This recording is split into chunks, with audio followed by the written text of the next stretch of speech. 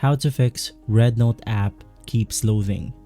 Now there are only a few reasons on why this is happening, and the simple solution in order to fix this problem is by making sure that you are connected to a stable internet connection. Now you can just navigate through your settings right here. Once inside your settings, there will be the Wi-Fi settings. So you can just navigate through that specific settings, and from here you want to make sure that you are connected to a stable internet connection.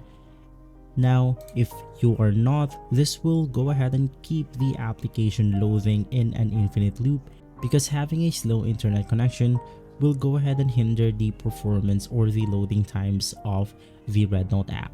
So you can go ahead and make sure that you are connected to a strong and secure Wi-Fi connection. Now in case you don't have any Wi-Fi, you can just go ahead and make sure that you have a strong cellular data.